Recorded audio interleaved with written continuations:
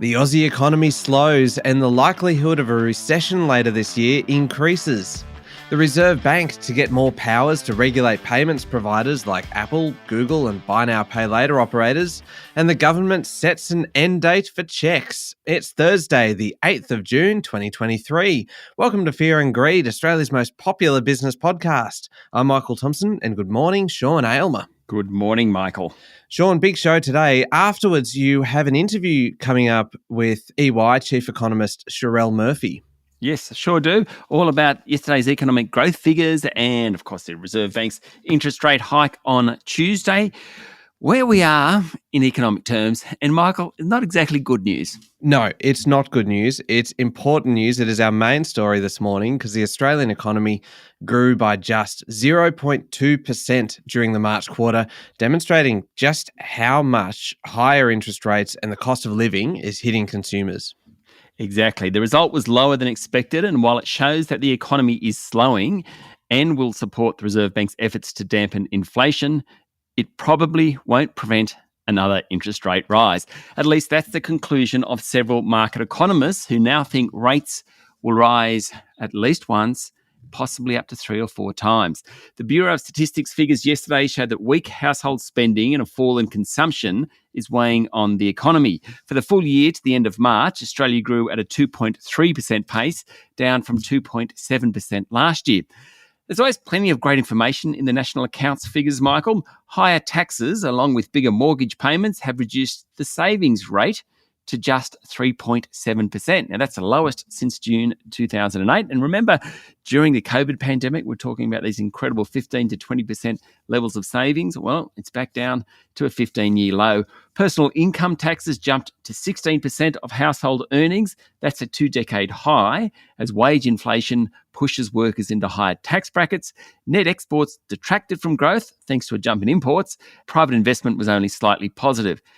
And on productivity, which is the economic topic du jour, well, Michael, it went backwards during the month. GDP per hour worked was down 0.2% over the quarter, 4.5% lower than a year ago. The worst result ever. Exactly what the Reserve Bank doesn't want. Is that a particularly important measure? Is that one that really everybody looks at, productivity?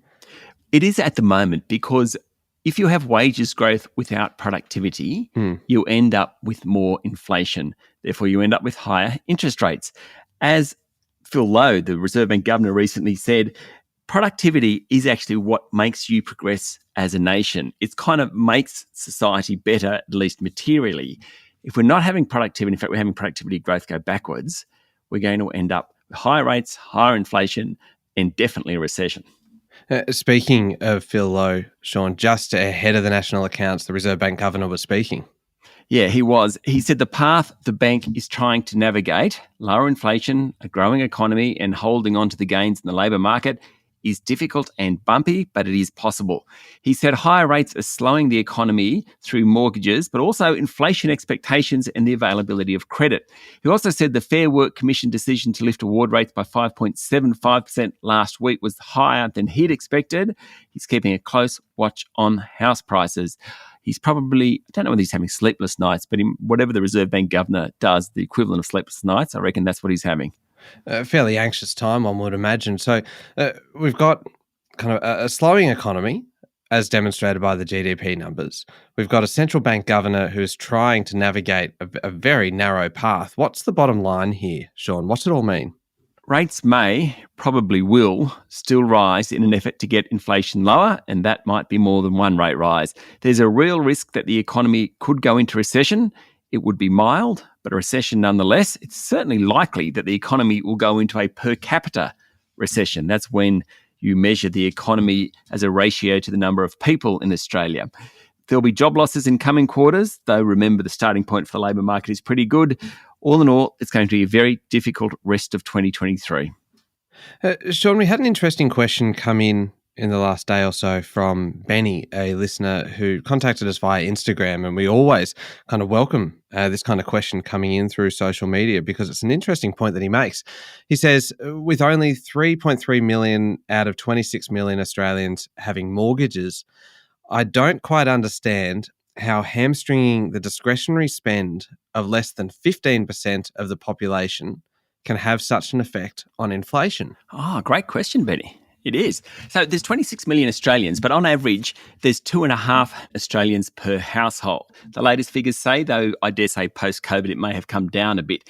That means you've got about 10 or 11 million households. And in fact, from memory, the Bureau of Statistics in the middle of last year put it at 10.9 million households. So it's 3.3 on 10.9. Now, the rule of thumb is you've got about a third of the population with a mortgage, a third's paid it off, and a third are renting. And that kind of is about right, 3.3 million out of 10.9. So that's part of it. So you're actually at 30%, not 15%.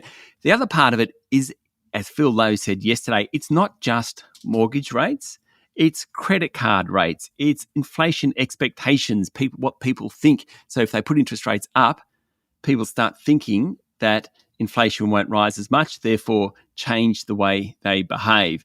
The availability of credit, when rates are higher, it's actually harder to get a loan for a new car, that type of thing. So it does affect lots more people. Cracking question, but the two reasons is the number of people that live in households and the fact that interest rates affect more than just mortgages. All right. A great question from Benny. So thank you very much, Benny, for getting in touch. So big day yesterday, obviously, Sean. How did local markets respond? Well, the S&P ASX 200 ended the day down 0.2% to 7,118 points. Most of the fall actually occurred before the 11:30am announcement. There are about the same number of companies gaining as losing yesterday. Generally, the consumer discretionary stocks did best. They're the ones that did worst on Tuesday following the Reserve Bank's interest rate increase. The technology, healthcare and utilities sectors were also positive. Energy and financials were the worst performers. Among the large caps, Michael, National Australia Bank fell 1.5%. Westpac was down over 1%. Diversified Miners, South 32 dropped 1.7%, while REA Group, the online property company, was off 1.4%. Gaming machine manufacturer Aristocrat Leisure was the best of the large stocks, up 1.7%, while the tech leader, WiseTech Global, finished more than 1% higher. A few interesting companies yesterday. So Beach Energy was the worst of the large caps, finishing down nearly 8% after disappointing results from its gas drilling program in the Perth Basin. Couple of very small stocks worth a mention. Shares in dual-listed New Zealand cancer diagnostics business Pacific Edge fell, wait for it, 74%.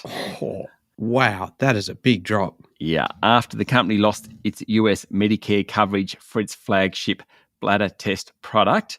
And on the other side of the coin, not quite as dramatic though, battery materials and technology company Novonix share price jumped 19% after it said it had locked in a deal worth almost 50 million Aussie dollars with South Korea's LG Energy Solution. All right, so much happening at home. What's happening on international markets? Well, a bit of a flip side here because there was actually some pretty good news in global markets over the last 24 hours or so. Now, imports to China fell by 4.5% during May. Might think that's bad, but it was about half as much as was expected. German industrial production rose 0.3%. That was a bit better than people thought. Now, Germany's the most important economy in Europe. It's the world's fourth largest economy. So what happens there does matter. Also, Japan's leading economic indicators measure, which is used to measure the economic outlook in the world's second largest economy, rose to its highest level since late last year. So there really was some good global economic news around the place yesterday amid all the bad local economic news. So it's a tale of two cities, so to speak. Just before we go, oil's down a touch, Michael, as is gold. Coal prices continue to trade near 2-year lows, but the Aussie dollar's high. It's up at 66.7 US cents. Okay, massive start to the show, Sean. We'll be back in a moment with the rest of the day's business news.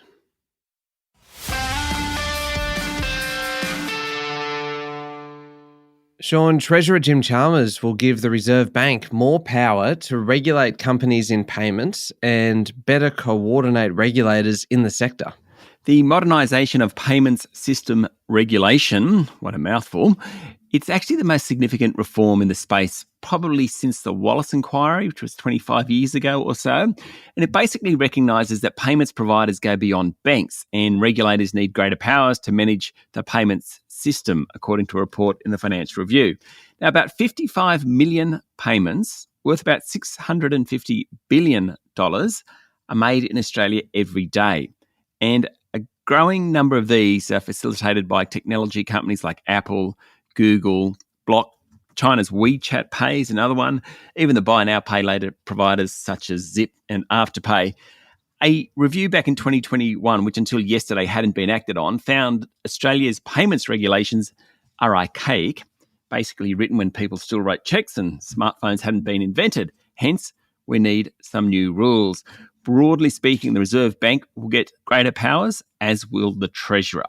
That's all about regulating those payment providers. The major banks in Australia will be very happy about that because Matt Common from Commonwealth Bank has basically argued it's an uneven playing field at the moment because Apple isn't regulated, but Commonwealth Bank is. Hey, Sean, you mentioned cheques there, and perfect segue into our next story because the federal government will stop writing cheques, literally, by 2028, with an eventual end to their use economy-wide planned for 2030. But I really don't know that many people that still use them. I was talking to my mother-in-law yesterday and she was talking about how she pays her energy bill and asked whether I could give her a lift to the bank to get a cheque to give her energy company. And it really took me by surprise because I thought no one wrote cheques anymore. About 0.25% of all transactions processed are actually cheques.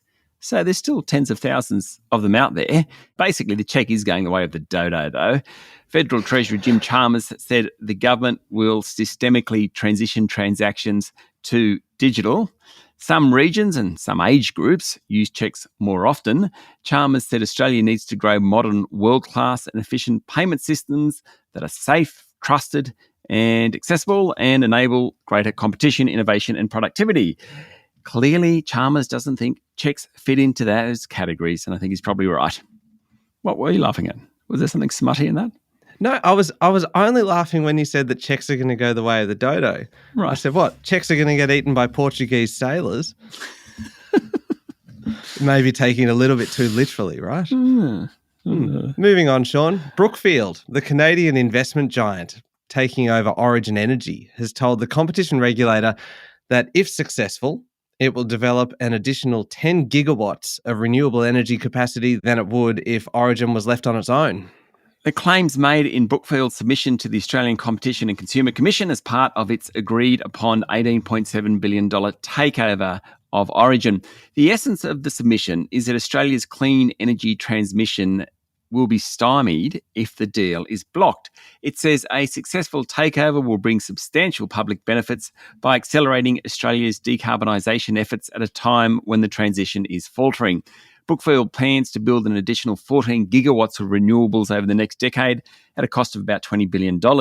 It says that will support local manufacturing in the wind power and battery industries, and ultimately, the transition will deliver cheaper, cleaner energy and storage, placing downward pressure on wholesale prices over time and consequently energy bills. Now, Sean, burns treatment specialist PolyNovo said sales for its polymer film surgical products nearly doubled last month, sending its share price up 15%. I'm loving these biotech stories, Michael. There's some good stories, aren't there? Yeah, we've had a bunch of companies that have done really well on the global stage. Neuron Pharmaceuticals, Telix Pharmaceuticals. In fact, I think they're the best performers in the local market over the last 12 months or so. Now, PolyNovo has come out with a strong revenue result and said sales in Canada, Hong Kong and India are encouraging, and it has received its first order from the Middle East. Not that investing in pharmaceutical companies is for the faint-hearted, though. PolyNovo is actually yet to make a profit. Its outlook in recent months has benefited from a product recall from one of its biggest competitors. You don't really want to rely on that as a business strategy. But its share price is up 20% in the past 3 weeks. Mind you, it's down close to 40% since its peak in early February. Yesterday's news is certainly good news, and good luck to them.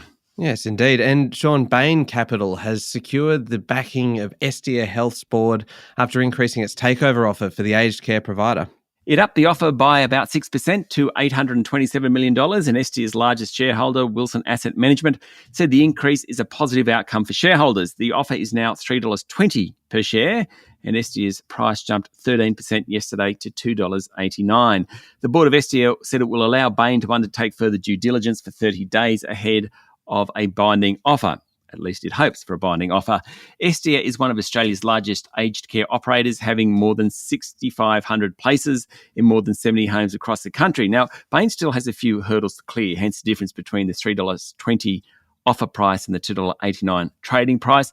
It still needs final approval from its head office in Boston. It also needs regulatory approvals, including from the Foreign Investment Review Board here in Australia.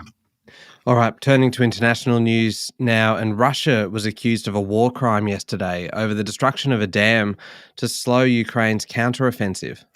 Torrents of floodwater burst through the dam in southern Ukraine, forcing the evacuation of tens of thousands of civilians. The destruction came a day after Kiev launched multiple attacks across the front line for the apparent beginning of its long-awaited counter-offensive, according to a report in the Telegraph of London. Vladimir Zelensky, Ukraine's president, said the explosion was the largest man-made disaster in Europe for decades. US intelligence was leaning to the conclusion that Russia had triggered the flood. Now, Russia blamed Ukraine for the destruction of the dam, terming it an act of sabotage that endangered water supplies to Russian-controlled Crimea. The dam and its hydroelectric power plant powers 3 million homes, or at least it did power 3 million homes. A nuclear power plant around 150 kilometres upstream also uses the water to cool its reactors. So strategically, a very, very significant dam. Yeah, certainly a fairly disturbing story, that one. This next one, Sean, is about the business of sport. The ludicrously wealthy Saudi-backed LIV Golf Tour has agreed to merge with the US PGA and European tours, unifying professional golf around the world. Are you a golf fan, Michael? No. No. Sorry, I struggled with that, didn't I? I don't sit down and watch it, but I enjoy the spectacle of it because there is just so much money involved. Yeah, totally. I actually find it one of the most relaxing things to watch on TV, which perhaps suggests I'm a bit of a dope, but if an Australian is playing, I tend to watch it for hours. Anyway, for those people who haven't followed it, golf split in half less than a year ago, with some players, including Australia's best, a guy called Cameron Smith, joining the Rebel LIV Tour with its massive purses. Now, LIV is run by Aussie Greg Norman and backed by the Saudis. Others stayed with the US and European PGA tours. The two sides hated each other, basically. Plenty of criticism from both sides. Under the new deal, which no one saw coming, at least not this quickly, the three will merge into a single for-profit entity. Now, the PGA in the US is a not-for-profit, so that is quite a significant change. LIV players who were suspended by the PGA Tour, for example, Cameron Smith, will be allowed back. Now, not sure what the new tour will be called, not sure what it means for the Australian PGA, which is a satellite of the major PGA tours, but we have peace in our time for golfers, and presumably there'll be more money for golfers who didn't join the LIV Tour. Now, on that, do you have any concept of what the highest paid golfer, this is according to Forbes, might earn in a year? I know that some of these figures that were thrown around and that were used to entice players across to the LIV Tour were enormous. Yeah. Kind of north of $100 million. Yeah, well, so the top paid golfer is a guy called Dustin Johnson, who's an American. He moved to LIV Golf 12 months ago. $107 million. He's the sixth highest paid athlete this year. Oh, isn't that incredible? There's a Mexican boxer in front of him, a couple of basketball players and a couple of footballers. I mean, Cristiano Ronaldo and Lionel Messi. Quite amazing. Phil Mickelson, who's in the twilight of his career, he made $106 million. He went to LIV as well. In fact, 6 of the 8 highest paid golfers are LIV golfers.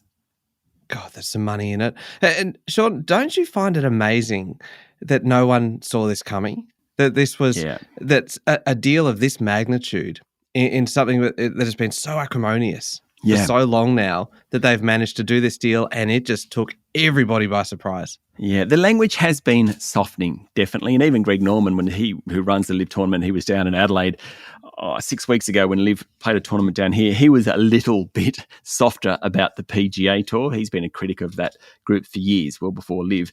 And even he was a bit softer on it. Now, it's not clear that he'll actually have a role in any of this either, because the press release that came out didn't mention Greg Norman's name.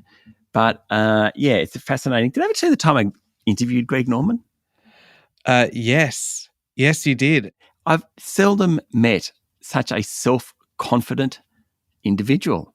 Not ego, self-confident. He just knew what he was good at and he knew what he wasn't good at. And I found that quite admirable. Well, he was probably the right man to front the LIV tour in terms of you need someone with a lot of confidence because he copped a heck of a lot of flack for his role in that. So that doesn't surprise me what you're saying. It's a fascinating story, Sean. We better wrap things up. We've got a good interview coming up with EY Chief Economist Sherelle Murphy. Yes, it's all about the economy, what happened in terms of the economic growth figures yesterday, interest rate rises on Tuesday, and more importantly, what's going to happen. Excellent. It's coming up next in the Fear and Greed playlist on your podcast platform or at fearandgreed.com.au. Thank you very much, Sean. Thank you, Michael. It's Thursday, the 8th of June, 2023. Make sure you're following the podcast and join us online on LinkedIn, on Instagram and Twitter and Facebook. I'm Michael Thompson, and that was Fear and Greed. Have a great day.